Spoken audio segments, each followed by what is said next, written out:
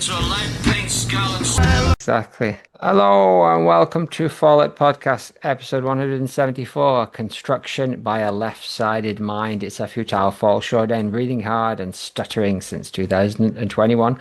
All 525 songs going head to head. We are in round 3. This is the last episode of round 3, if you can believe it. Finally, we have rounded out the last 125-ish, work in progress, due about 2027. Big love to all them who fall. Joined as always by the double A Walker of Pemberton Town. How are you, Alistair Aspinall? I'm all right. Surviving Napalm Death again. Lot of fun. Mate, we went with it. He was like, "Oh, that's one of the best bands I've ever seen." Right. Never heard of him. No. What are they? So, you know. What's the style like now? Are they back to their classic form, or has it evolved? Well, they keep on doing new stuff, and they still do old stuff and chuck in the odd cover, like, you know. Right. Good and, like, you know, very intelligent lyrics. I wouldn't know, but I'll take your word for it. I know you're a lyrics man. And DB, the late winter, early spring of Adan content. How is DB? Wonderful, under the blessed smile of God. Beautiful. And what do you know of Dutch angles? Are we referring to the camera technique? We are. The canted angle, as I prefer to call it. When you ask that, are we referring to flat of angles, or are we just asking about the cinema? Yes. Yeah, ask him for a friend. It's an interesting one, isn't it? Because it's kind of gone wildly out of fashion. It's associated with a certain kind of cheaper exploitation cinema. But there's always a good moment for a good canted angle to indicate certain things. Or I'm all for a wild technique. That's more of a tilt than a canted angle that you're doing there. I think we need to be slightly skew-if to fully cant. But the Dutch are going to come up very shortly, so let's save our Dutch talk. Indeed, weeping in all of them languages. Well, tonight we do have some proper good showdowns of Kurious Oranj against Bo Diddley Demmick, and Living Too Late against Garden, and New Face in Hell against Flat of Angles. Your angles in your flat, DB, just went wild. More your lighting than your angles. Yeah, so I'm underneath a skylight, so occasionally it does look like God is visiting the room and then leaving. Beautiful. Well, there's a lot of God in these songs tonight. You've got, I'd say, Oranj, Garden, Living Too Late, Face in Hell, and arguably Flat of Angles are all ecumenical in a way. But there's more. It said that God's everywhere, so, you know, next time you're having a poo, think on. Exactly. There's more God in Smith than there is in Shakespeare, I reflected this week. Indeed. It's it runs deep in the lad. It runs deep. But let's kick off with the F.A.L.L.O.U.T.P.O.D.C.A.S.T tribute to the genre of reggae.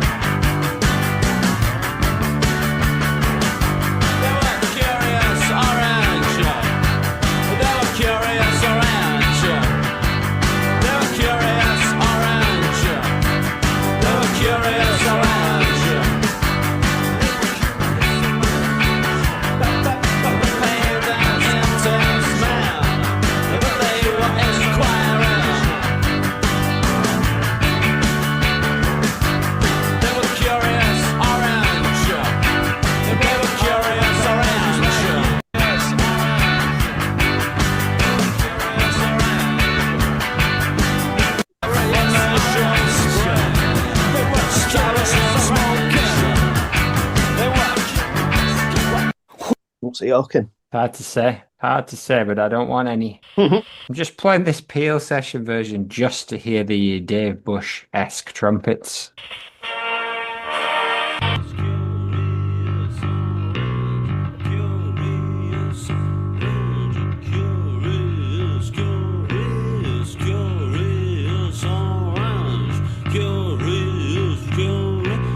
Kurious Oranj.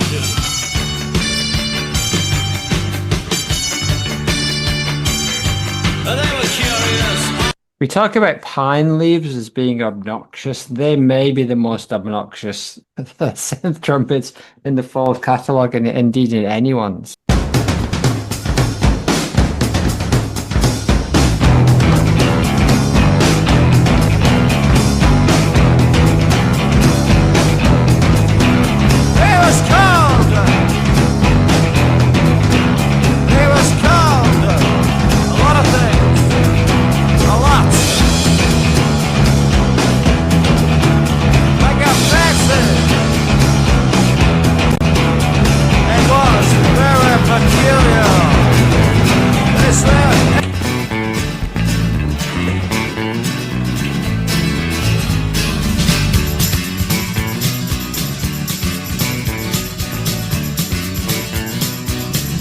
Last night at the fair, by the big wheel generator, a boy is stopped when his money is grabbed, and the air hangs heavy like a gull in water. And those are like Buffalo Bill. She is faint, she is. One day she decides she'd go for a ride, with a pistol and a sword by her side.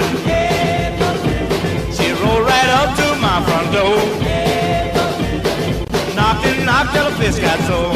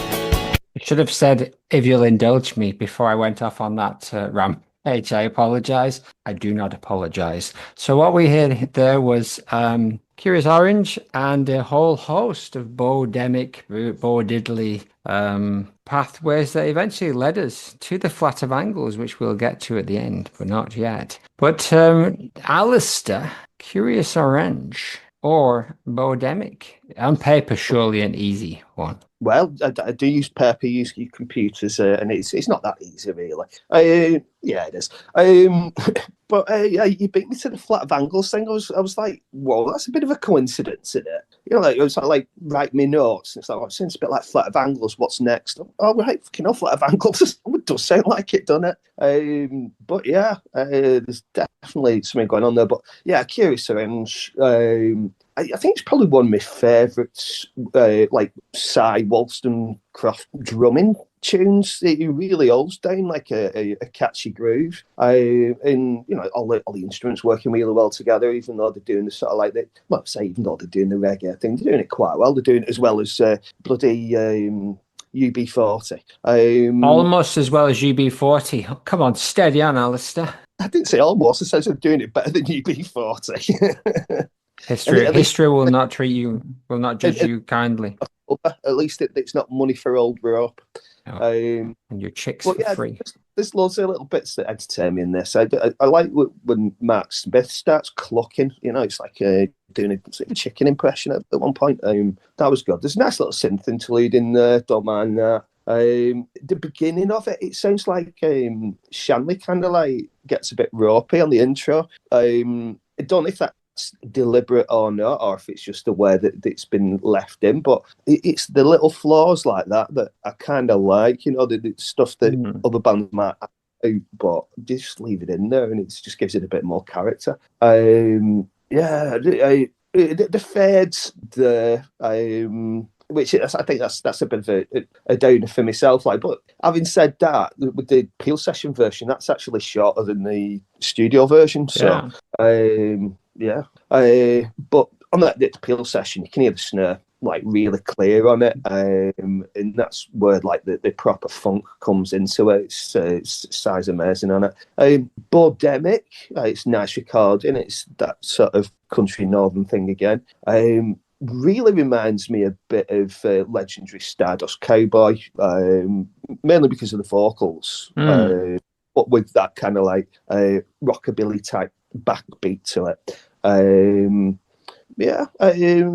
It's nice. Mark Smith sounding a bit preacherish in there, which reminded me a bit of that snake handling LP that Sublime Frequencies put out recently. So you love that one, right? You love that one. I did, yeah. I did. I had a lot of time for that, and it's like a field recording in some church where they handle snakes, like venomous snakes, and there's people being bit, and you can hear them sort of going down, but they're all sort of yeah, praise the Lord, yeah. Exactly, that's what it's all about. That's what it's all about. It is, yeah. You can trip your tits off snake venom. Phil Snur says, while I applaud the audacity of smashing up 17th century history with a one-drop beat, I struggle to get on board with this cod reggae. Unlike Alistair, who thinks it's as good as his favourite band, UB40.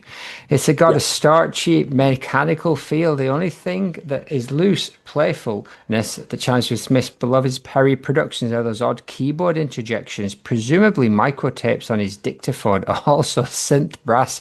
No, Marsha, no. Demmick, on the other hand, Smith's vocal sounds a bit phoned in. Nothing he does matches the abundant energy of the band on this trad rocker, and that creates a dissonance that doesn't quite work in its favour. Aside from that, probably the best Bo Derek pun in musical history. Fun, but forgettable. What says DB? Let's find out after I tell you how they got here. So, Kurious Oranj beat the might of Cary Grant's Wedding and Autotech Pilot, whilst Bo Demmick bested Hot Cake and Irish. So, understandable why they're here, I would imagine. Kurious Oranj, it's Sunday morning. A fresh-faced Stuart Lee is on my TV. This is how I get to know this song, and what a lovely introduction. Lovely, enjoyable organ twatting in the back half of the song, I quite enjoy. Seminal live version has Shit Horns Extravaganza. I think that might actually be where I first heard the full song, and it's not as obnoxious as the Peel version, but it's blimmin' obnoxious. The Quietus article about this album is quite interesting, and I'm sure you've probably read it, where it's kind of the whole genetic memory thing. Yeah, the gene pool. The gene pool. I'm not a historian, academically speaking, but I have some issues with that, because not even as a historian, as that sort of says we can't stop anything in history because we have a feeling that it's happened and we have a feeling that it's going to happen, and I would like that not to be the case, but it does certainly make a compelling bed for what is that noise that's creeping in there? I can hear this. Is someone playing something? Is it me? Oh, you know something? It's bloody me. No, it's not. No, it's not me. It's not me. It's me. I think someone's just put on a video. I think someone's just come in and put a video on next. Oh. Let's have a look. Dear listener, do accept our apologies. There's just a noise. No apology. Into the mix. No apology. No. Anyway, apology offered to you, listener.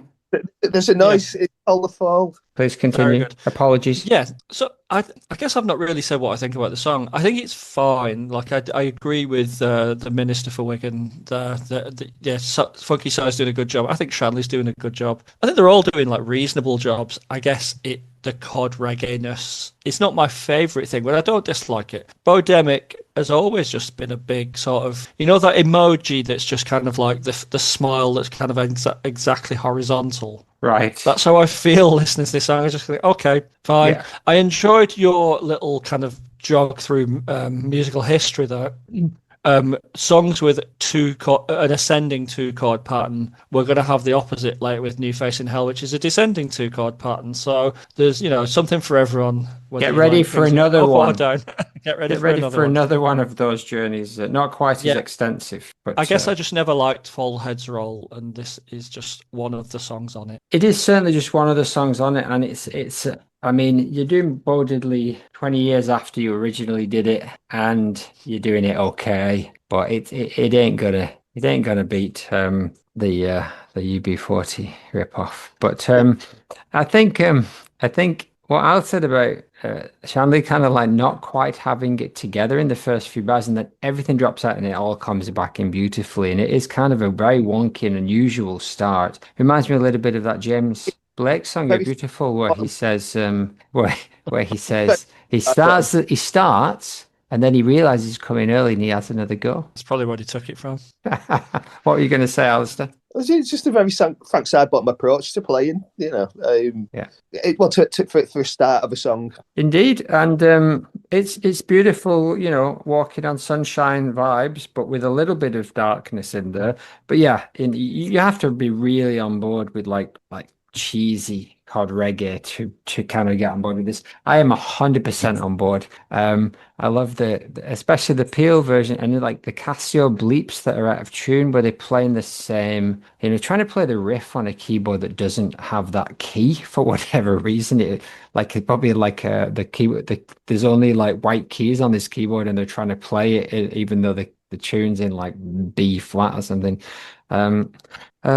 The double vocals of Smith coming and singing over himself is really really nice, and he does go on forever, and it is both glorious and revolutionary. And the gene pool idea, I took it more. So what does he say? Basically, he's more or less saying not so much that it's predetermined or it's already happening, will happen again, or more. I took it as being like, we understand all this because it's in our genes, and it's in the genes of the Dutch, which maybe is the same thing, right? It's like it's inevitable. But the way he just plays with the idea of they sent Hitler and missionary girls to Arab states, and they turned a pole over. They invented birth control. They were beyond uber belief. They were Stuyvesant smoking. Just the fast and looseness of this kind of like revisionist, fantasist history of William Orange is wonderful. Wonderful. Yeah, for lyrics, it's brilliant. For history, it's suspect. But it's a song, ultimately. I wouldn't be going to Marky Smith for history. Kurious Orange, yes. The first time I probably came across it was the Lee and Herring Orange sketch. Let's have a bit of a watch of it, because I think for some reason I've never played the Kurious Orange at this point. Oh, thank you for saving me. Go on, son, sing. Sing with all your heart. Sing out loud. Be proud. I remember, I did. I played this exact clip last time it was on, but let's do it again. And dance, little children. I am in love with the world, with its sky and its sea. Whatever. So, was there any fallness to it? Do you remember, Dan, or was it just that Stuart Lee's decided to make a character called Kurious Orange? I think he's just I've watched it all recently. There is no fallness about it. It's more of a Frankenstein. Indeed, yes. And were his hands those old bananas? Yes. And then he was replaced in Series 2 with the Curious Alien. Oh. Where do they get their ideas from? Anyway. I haven't told you what Rob thinks. I haven't heard from Max, and I don't think he's probably busy this week. And I was still salivating over the fact that his episode from 6 months ago came out. 6 months ago now, if you're listening to this, probably. Robert McLeod, he said, has he got some live stats? Oh, of course. This is what I am loving, the fact that DB brings the previously on this show, and Rob's bringing the live stats. Very good. Kurious Oranj played 22 times between 1988 and 1990. I would have thought more, but good. Fun for me, but would benefit from being shorter as only the vocals bring some variety. Curious what the level of sincerity was like when Mezzo recording the vocals. Yeah, I mean, in between the silliness of the reggae and the silliness of the vocals, one would say that it'll be hard for him to take it seriously, but who knows? Demmick also doesn't evolve a lot, but has much more going on than Kurious Oranj. Fun rocker from the later era, played 83 times between 04 and 07. Initially performed as an instrumental to open the show, and yeah, we did. There was a version with the dudes on it, wasn't there, on the playlist where Elaine is just playing that one note riff, and they're basically just waiting for Smith to come on, and he comes on and pushes the roadie out of the way and starts wobbling. What do you think? Non-Disco Stew says thus: Kurious Oranj, it's an irresistible skank, isn't it? Lyrically, it's a really funny juxtaposition to the music's lilting, somehow in a way I can't really explain. Some great drumming throughout, especially later on when it becomes really pounding and thumpy. Good stuff. And of Demmick, he says, I will forever hear Hey Fatty rather than 8:30 and feel my life is enriched by it. Give me that diddly beat and big fuzzy bass. Next, we should do a podcast considering what modernity is. It's quite difficult picking between these two. Neither is a mind-blowing standout, but they both make me oddly happy whenever I hear them. It's quite interesting, and I know Rob liked Five Angles, and I guess liked that rock and roll stuff too. And so I guess it goes for how much you like the diddliness of it. And for me, it's never really been a big thing. Maybe that's just it was so generically rock and roll. But then again, it's the Kurious Oranj is hardly an original take. So yeah, he was called a lot of things, like a fatty. It would be very peculiar if they said, "Hey fatty, for that CD you hold in your hand is a construction of the left-sided mind." And that reminds me, modernity, as you ask. To you and I. What is it? Modernity. What it means to you and I, and this CD you hold in your hand. Cabbies get life story beatings. Co-workers get told stories. Resignations. The reasonable authorities get told humiliations. 5 old friends get life story. Degradations and informing. 6 your medically renewed face appears in penance. Get on Dick and Judy. Your opinion on Lennon and McCartney. Get on Same Prog Central, sat next to Fred West's Sweaty Family.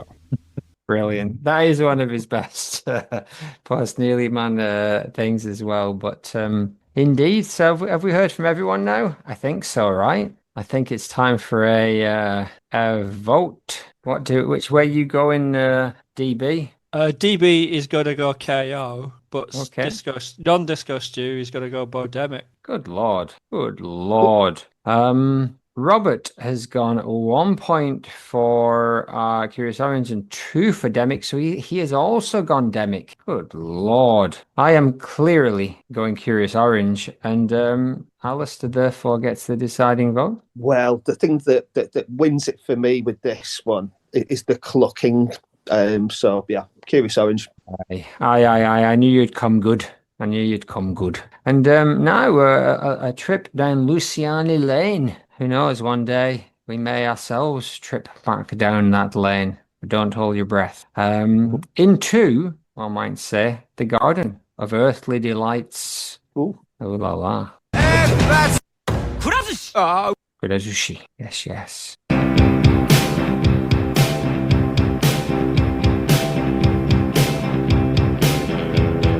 Crow's feet are engraved on my face, and I'm living too late.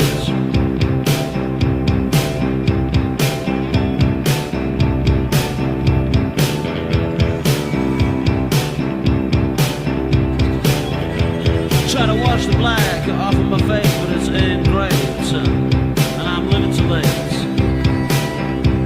Think I'm living too late.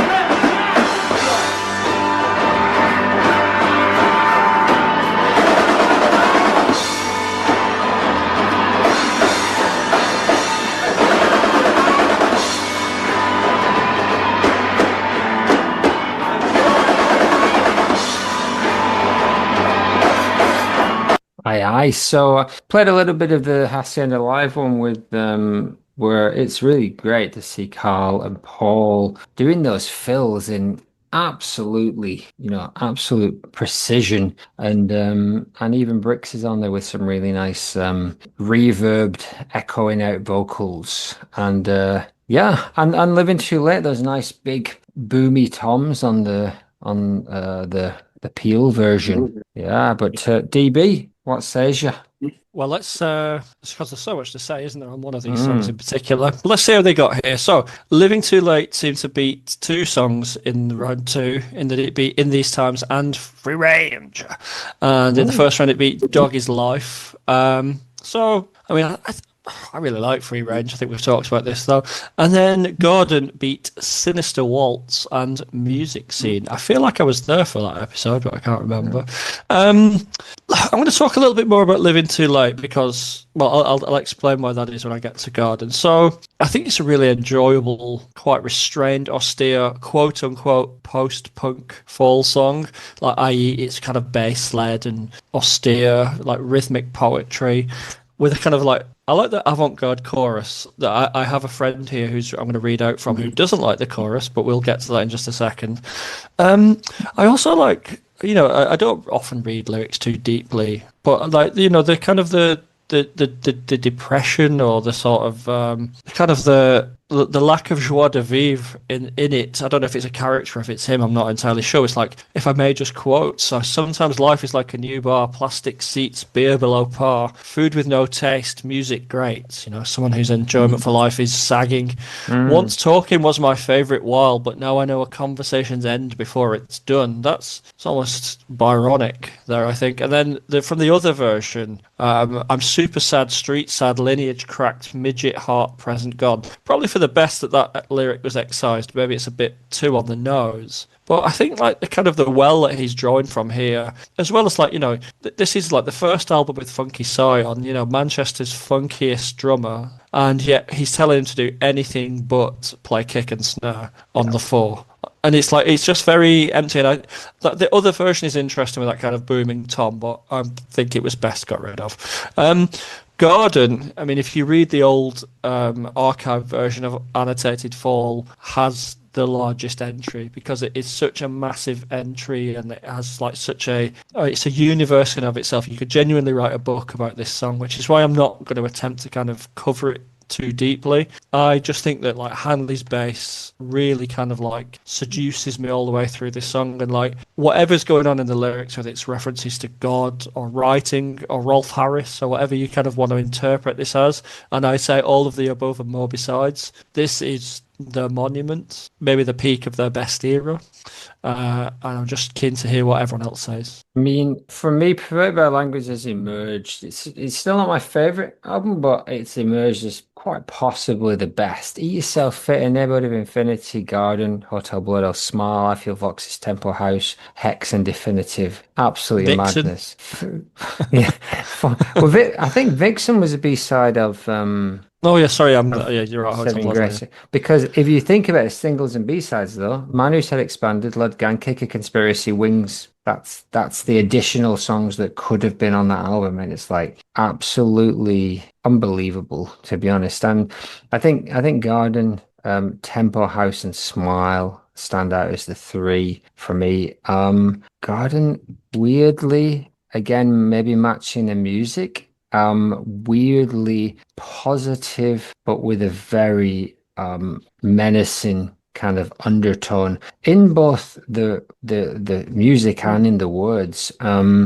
Again, positive in the sense that it is essentially about, kind of potentially the Garden of Eden, but of course he's focusing on the dangers in there, I'd say. Yeah, it's pretty grim stuff, and I've said this a bunch of times that there's a couple of songs that I think it would be worth doing an episode on if in terms of lyrics, if people want to dig into, and this is absolutely the one. I think, yeah, this and New Puritan on the Annotated Fall both have like essay length kind of intros from Bitsfidget, whatever his name was, who was running it back in the day. Yeah, Robert, McLeod of the Bruce says, Living Too Late, played 54 times between 86 and 87, so repetitive, but just enough minimal stringy ambience in the background to keep me riveted. Great example of a song that isn't much on the surface, but as a whole is greater than the sum of its parts. Whereas Garden, 54 times played between 82 and 84,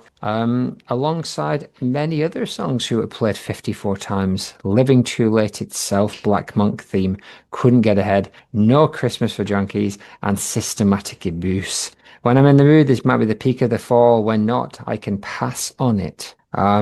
Interesting. Living Too Late, of course, was from Luciani, and we can imagine to some degree it's at the point in the play where it's just before he knows, quote unquote, that it's the end of his time. But there's nothing to suggest that he was dour about that. So I never really got that as the character of the Pope of three days. But who knows? I'll tell you someone who might have an opinion. Alistair Aspinall of Pemberton. What do you reckon, Al? It worked really well, Living Too Late on the Luciani play, because it's a bit where it's quite serious, and there's like a lot of reflection about his life, and like what's going on, and he's kind of worked out, I'm fucked, Yeah. but it brings it down. But the song's like really moody as well, but and when I kind of like think of, all right, Pavement nicking the Fall, or like when I think of how Pavement can sound like the Fall, I always think of this, right, as being like, that is kind of what they were doing.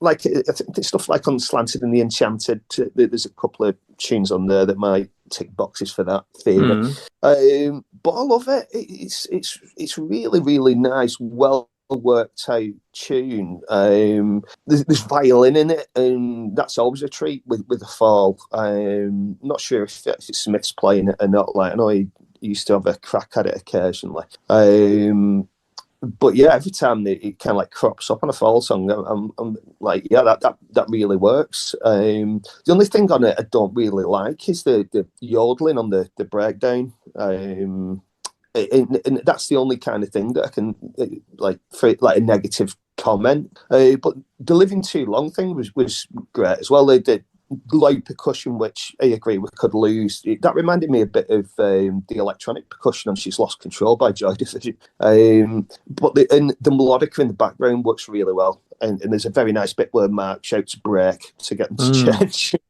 But Garden, what the hell can you say about that? The two LPs that I've listened to most by the Fall would be XN Dutchiner and Perverted by Language, like listened to repeatedly from mostly teenagers, 20s, when I used to have it on a cassette, and it'd be Walkman, and I'd be like walking around everywhere. That's where you get the walking music things, the Pemberton Walker. But yeah, this is fucking classic walking music. It's just, pop the tune on, observe the weird and frightening world of reality as a soundtrack to going through Wigan bus station. But yeah, it's beautiful. There's the drums again, like you played the clip live. I whenever I see like two drummers playing together well, I'm fucking hypnotized by it. It was like that when I saw Melvin's about 6 months ago. But I love like the drone quality to it. I think it reminds me a little bit of like Candy Corn by B-Fat in Aware. But love the dynamics. The bass is amazing. Peel session. Guitar sounds a bit more nuanced. There's like some sort of like hammering on kind of technique that's being used at the beginning. But yeah, again, Candy Corn. And I think I've always kind of had that link there, but I don't know if it's the hypnotic quality and the length of the song. Yeah, I mean, I think there's not much of a precedent in rock for that sort of the stuff Craig's playing here other than B-Fart. It's I mean, there's a lot of there was stuff going on at the time. Obviously things were emerging, but they're all stemming from Beefheart, as we pointed out. He was both punk, proto-punk, post-punk, and pre-punk. He was every element of the punk world. I'll play a little bit of Candy Corn in a minute. It's always good to have a listen to some Beefheart, and very soon we'll be listening to all the Beefheart we could ever want to. What Until this does day. exactly? We're vomiting that candy corn. What does Oh, what does Stuart think? Stu says thus, Living Too Late. I feel like I've talked about this one 20 times, no idea why. I fear I'm going to say exactly the same thing that I've said every time so far. Atmospheric and slightly weighty meditations dominated by ponderous bass line and industrial-ish sounding drums, then unceremoniously punctuated by an utterly ridiculous incongruous chorus yodel that pulls you out of any sort of sympathy. Is this Brechtian? So we have to stand up and chant and join in? And then of Gordon he says, on one of the highlights of art, a universe of a song, I feel like I enter it and it projects images onto me like a passive receptacle, maybe with my head as a spinning cylindrical canvas upon which moving pictures are projected, and I love the inability to intervene. The best shit. It absolutely is. The slinky chiming guitar and that deep bass, and yeah, there's a lot of beautiful noise in the background. There's no credit that I can see for the guitar, so I wonder if for the violin. Sorry, so he's credited on a couple of other songs, especially Hotel Blodell for violin. So it was definitely Liner in the studio. I think we can assume that either Craig's being very inventive with his guitaring, or the violin is being played. It's really beautiful underneath it all. In terms of the break in Living Too Late, just I'm already not particularly on board with the song. It's okay. It's quite a nice groove. But yeah, it's just like one of those that just fails to take off for me, and I'm not really sure why that is. So for me, it's very, very easy. Garden is absolutely amazing, and lyrically, the second god lived by the fountain that flowed by the blue, shiny lit roads, had forgotten what others still tried to grasp. He knew the evil of the phone. The bell stopped on Sunday when he rose. He's here at last. I saw him, I swear. He's on the second floor up the brown baize lift shaft, a Jew on a motorbike. I saw him, I swear, upon the brown baize lift shaft, a Jew on a motorbike. And as we pointed out before, surely that's a reference to Jesus Christ Superstar came down from heaven on a Yamaha. That has to be. Brix has said it's a specific person. She has, but she wouldn't know about that. She wouldn't know that playground chant, and so No. maybe Mark would have lied to her to make it sound classier than it was, because she was new on the scene. A few years later, he wouldn't have felt the need. The idea of the slushy pen, the God's slushy pen, or this idea of obviously they're just the idea of the garden. It's so rich in terms of anyone who came from a Christian heritage of any sense. But DB. Just to kind of pick up on your Living Too Late things, I think it feels specifically like an album track. Like it feels almost like conceived as an album track, and that might mean that it looks a bit bad when we look at it in this way.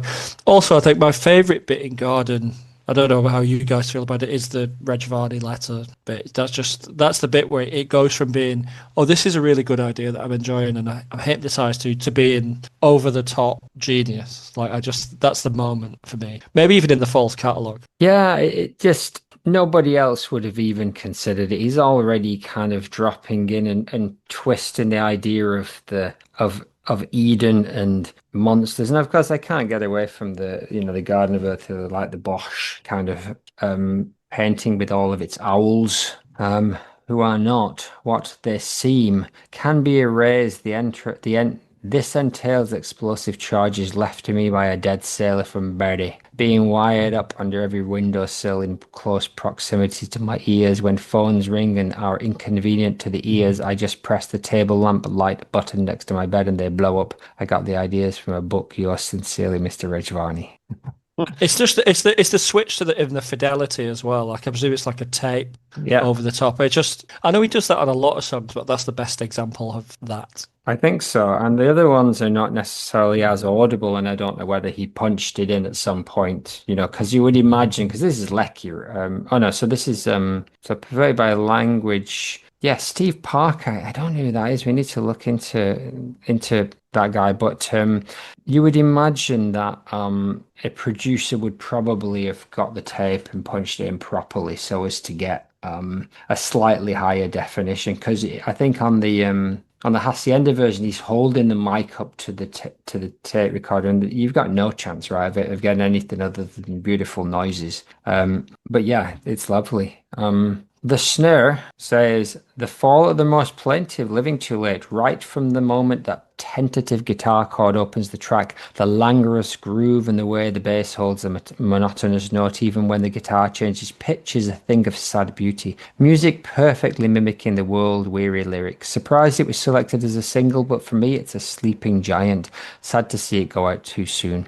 So soon. Or as Garden, surely a band at the height of its powers. The way the song builds and then is stripped back to the bare bones riff time after time shows the dynamic awareness that this iteration of the group had in spades. Perverted took everything great about Hex and looked to see how far those sonnets could be pushed over extended periods of time. Pure hypnotic brilliance. And obviously, there's a drinking game for the amount of times that I say, I wonder what would have happened if Bricks hadn't joined and Perverted by Language had gone on and continued to be explored over the next couple of albums. But we can only dream. Steve Parker worked on Colin Newman and Virgin Prunes. We've looked at that before, and we're now at the point in the podcast where I'm definitely looking at these things over and over again. But yeah, and I guess that he came in via that Gav connection, although Gavin might not have been on the scene at the time. So, indeed, one of the few connections to Wire, a band who they, were another titan at the time, but we have very, very few actual connections to the Fall. I never see them talk about each other. I never see them mentioned together. Really, it's kind of an interesting. Alrighty, though, I think it is time for vote number 2. Do we think? Yes. Yes, we do. Very decisive. Very decisive. DB, which way are you going? DB is going with Garden, and my good friend Non-Disco Stu will be joining me there. Yeah, as will I. Let's all bask in the English countryside, the bucolic, the sound of cricket, of leather on willow. Alistair, don't let us down. Yeah, I'll be joining in the Garden. But a quick Reg Varney fact: he was allegedly the first person in the UK to use an ATM. Oh, beautiful! And he never recovered. Tough decision. I bet he was like that episode of Bread where Billy got his money out and he held it out in the street and someone came back and nicked out his hand. It's a danger. It's a real danger. It is, yeah. Robert said, Living Too Late 3, Garden 2 3/4. So he has been the dissenting voice. And I get him to a degree, but I'm very glad that Garden did see off Living Too Late. It's time for the bin. That is very much a man who knows his own mind. Very much, until he changes it. And that's in itself a skill. But you'd be glad to know, Dan, that Free Range is still in the competition going into round 4. So yeah, didn't it come back the second chance bag? He must have come back, yeah. I think I batted quite hard for it. Oh, it's a top tune. I would always say that the Caterer may have actually done better with that same material. But what do I know? What I do know is that the final showdown of the night is New Face in Hell against Flat of Angles.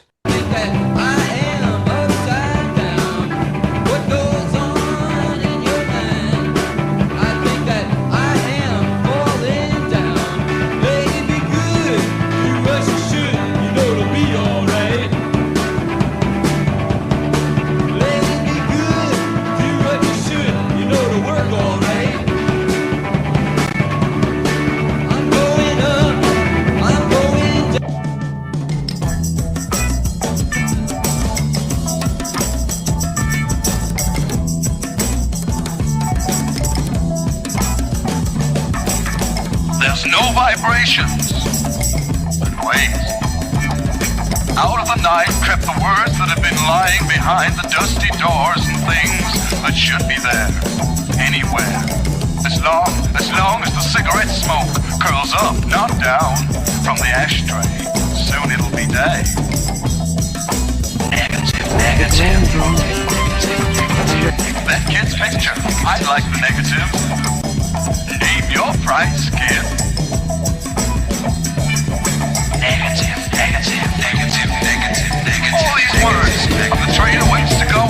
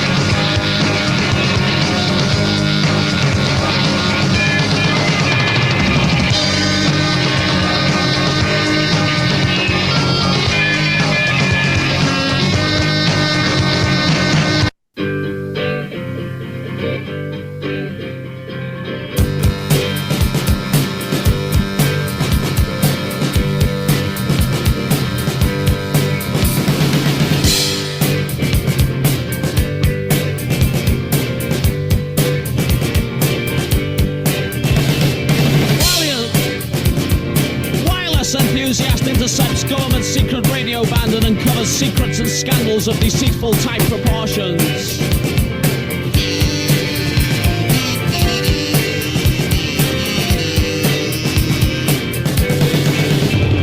A guest goes next door to his neighbour, secretly excited as aforementioned was a hunter who radio enthusiast wanted friendship and favour of.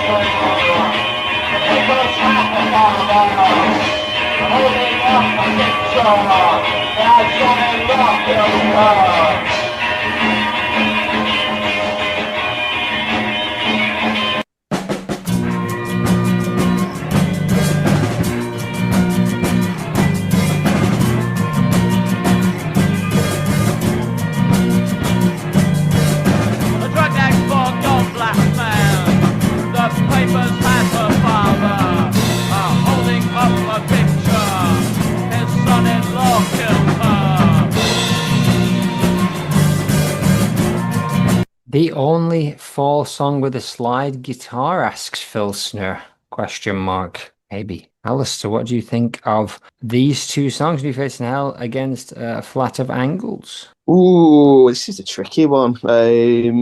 Yeah, well, you played a bit of Velvet for like New Face in Hell, and I always sort of like pull up the Velvetsy groove because they did used to do that quite a bit, and when they did it well. Yeah, I'd scribbled down the GIF for some reason, but there you go. But there's not kazoo in there, and it's the rhythm guitar groove that I really like. And again, we're going back to the Velvets thing, but I think that's where Stereolab have nicked a lot of stuff with the fast rhythm guitar kind of thing. But yeah, the nice screechy vocals, and they go up an octave in it, which reminds me a bit of the thing that Boyzone always used to do when they stood up. But yeah, Flat of Angles. First note about reminds me of Kurious Oranj, but the drums were a lot busier. But yeah, it's some really nice, tight, fast accents like being chucked in there on the hi-hat. Nice 2-chord rhythmic groove. The cymbals could have sounded a bit better. I think they're same quality there. Yeah, questionable. But drumming's very nice. It's like really all over the place, but strict. But yeah, it's a very simple, nice, pleasant, enjoyable Fall song. It is indeed pleasant and enjoyable. But what does DB think of it? So before we find that out, let's see how they got here. So New Face in Hell beat Cloud of Black, which again I think was in the top 3 for the bookies to go all the way, and Rolling Danny, and Flight of Angles had a much tougher route, I would argue. It beat Various Times, and back on episode 13 beat Psycho Mafia. So I would say Flight of Angles very much has punched up against the big boys, but it's maybe punching against one of the biggest boys right now. I think does this come down to whether you prefer 2 chords going up or 2 chords going down? I was trying to do a little bit of a music theory dive here. In fact, does anyone want to answer that? 2 chords up or 2 chords down? Well, because one could argue it becomes the same thing if you repeat it. it's true. Yeah. It depends where you get on the train. But for me, it might just be as simple as the fact that ascending just does it, because it reminded me very much of not just the Velvets, but that Edgar Broughton tune, which I've always loved. There's no vibrations but wait, and it's like, again, there's a lot of similarities. It could be a coincidence, but it is. I think it's that rising action, but also if you look at the narrative, it's just one of his best. Right. The rhythm is the key to that. So it's like, if you got an interesting rhythm, like with 2 chords, good example is something like You Really Got Me. You know, that's just how to nail 2 chords with rhythm. So I mean, you could do it either way, and it works just as well if you've got the right rhythm. Yeah, I mean, I would broadly agree. I think my instinct is for the descending 2-chord pattern, and I think that I don't think that's the only reason why New Face in Hell wins this. It's that kind of like that descending and unresolved thing you get with 2 chords, because I think there's not a lot of music theory around 2-chord songs. It tends to kind of like talk about 3 and 4 chord patterns in these kind of because of the way they're resolved. But because this is left, but you get that cadence is kind of a key part of songs like Sweet Home Alabama and Free Falling and Born to Run. That kind of two major chords, but it doesn't sound like major chords because of the way they're being played.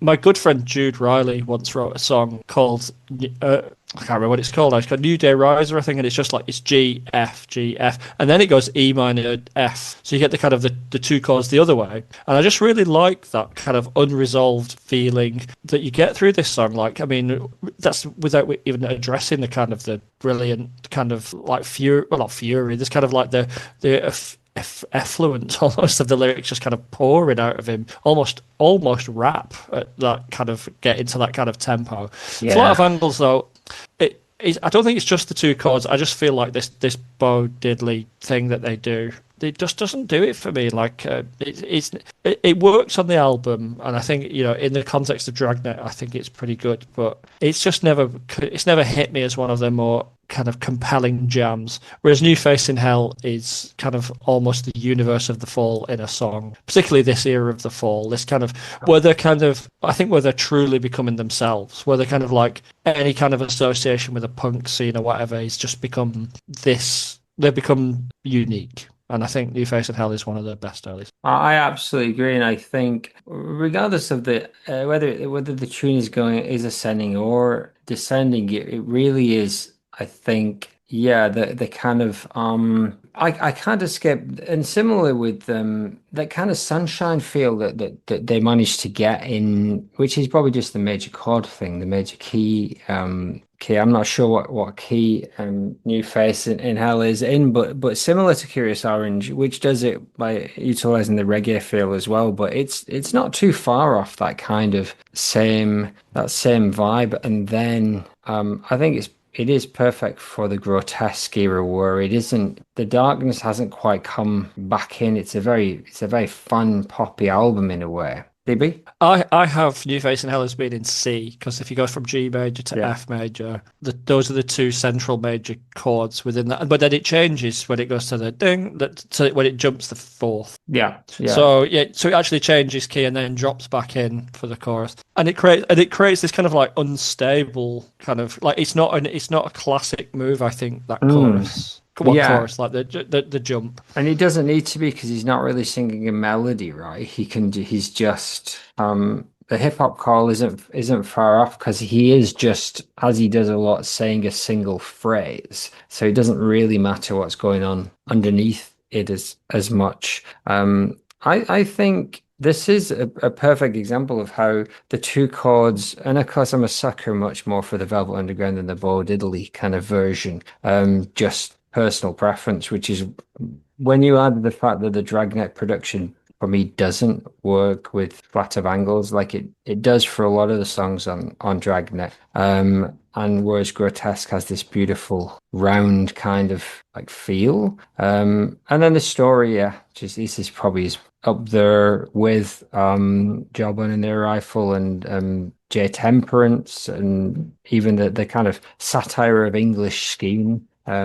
It's all that era where he was really nailing it. And yeah, the it's a bit trite, the Flat of Angles thing. Even if you read into it as we did last time round, maybe a little bit of the weird fiction idea of maybe there's a Lovecraft element or what was the Hounds of Tyndalus? Is that the story where he goes off into the drug sphere and gets chased to death by some dogs and they chase him back into the real world? Or is it just a fairly ratty noir piece? Either way, give me New Face in Hell every time. What do the lads think is what you're saying though? That's what you're asking me right now.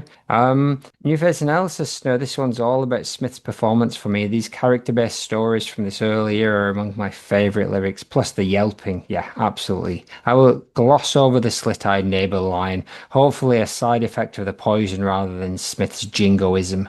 Paul Hanley's drumming can be a bit leaden when compared to Burns' dexterity. Are there live versions with Carl playing instead? Interesting. Not to matter. There's plenty of pep in the guitars to keep things breezing along. He said he didn't have time to write anything for Flat of Angles, but he is a fan of it. But he still sides with New Face at the end of the day. Yeah. Have we heard from Stuart yet? We've not, have we? We've not heard from Non-Disco Stu. New Face in Hell, he says, wonderful stuff, really vital and urgent, somehow even though it's mostly a locked riff with a kazoo refrain. I think it's all down to Mez being in some of the best form of his life, bright and rapping with lyrics that feel like half cryptic asides or footnotes to a more straightforward telling of a newspaper story. I love the echoing squeal so much, great stuff. I would like to point out Dan's note. I did not read this, so the rapping thing he didn't get me there. He didn't preempt me. Flat of Angles, he says, some real Howard P. sauce in this one. It sort of drips with detective story in the witch house.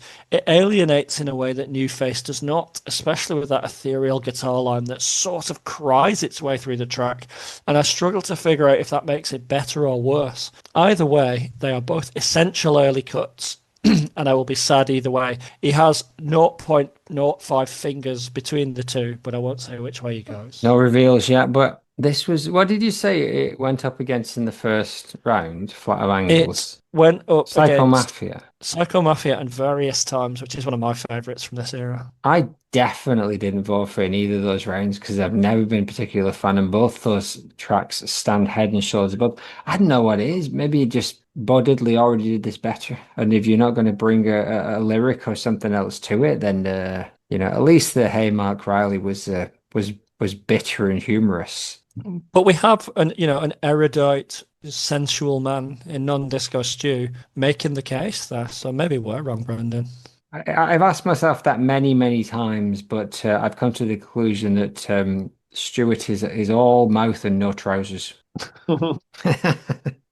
And Stuart, when you hear this in the year 2028, yes, I'm coming for you. Put your trousers on. Robert says, New Face in Hell only played 29 times in the 80 and 81 season, played as early as May 1980, though not released until November of that year. Big fan of the P.O.D.C.A.S.T version, sounds much stronger, but the drums are tad draggy at points, in a good way. Flat of Angles played only 18 times across 79 to 82, similar to Living Too Late, basically the same two notes on guitar and a bass line bringing movement to the song. Absolutely. I will reveal that he has gone for New Face in Hell 3, Flat of Angles 1. So, Alistair, which way are you going? New Face in Hell. It's easy, isn't it? I'm also quite easily going for it. And let's hear Stuart and DB. So Stuart went New Face in Hell 3 fingers, Flat of Angles 2.95. For me, the distance would be considerably larger, but in the same way. New Face in Hell. Indeed. So that takes us as the round is now finished, and the last 3 to go through are Kurious, Oranj, Garden, and New Face in Hell. No surprises, no big surprises, but we are getting closer in our competition to big boys being up against each other on a regular basis. But next week, we will be doing the second chance bag. And damn if it isn't going to be a hard one. With about 60 odd songs of really very high caliber. And so as always, I'll give you the list. You can rank them. 10 points for your best and 1 for the 10th best, and the rest will get no love at all. And you've got Iceland, you've got Ludgang, you've got 10 Houses of Eve, you've got Slates, I Feel Voxish, Repetition, The Man Whose Head Expanded, Telephone Thing, Burt Whistle's Girl in Shop. Do we know how many songs are going to make it through that bag? I'm going to take it down to 3. So that will mean that the first 3 plus 1. So the top one will go through, and then there'll be 3 showdowns. So 4 will go back in. 1 less than last time, I think. So, and this I don't know if we'll do any second chance bags going forward. I think this is going to be the last one from this point. If you're gone, you're gone. And it's going to be a fun one. I'll send the list over, and we shall see. I shall play us out as promised with Candy Corn. And are you sure your mate's song that he wrote wasn't New Day Rising by Husker Du? Because that also has 2 chords. No, it wasn't that, but I know he's familiar with that song, but it sounded nothing like it. Okay, it's a great song though. It might only have 1 chord. Not sure. No. Yeah, it's got a multi-note melody. The do do do do do. But yeah, what a great song! I'm going to put that on now. Yeah, I'm going to put it on right now for our listeners to enjoy, because I'm sure none of them have ever heard Husker Du, because they're all got their heads up their fall arses. It was called Early Morning Riser. Oh, very good. Phew, the lawyers can put the phones down. Alrighty, it's been a pleasure as always, gentlemen. Take it breezy. And yourself. Yeah.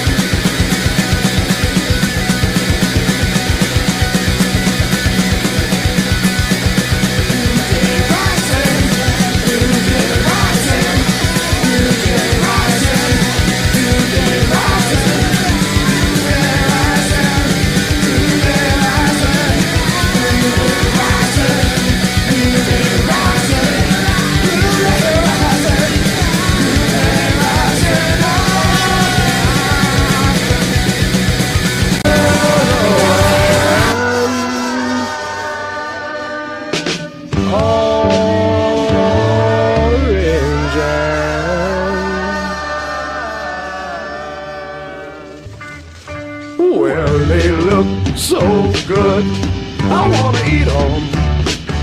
Yeah, they taste so good, I can eat them. It can be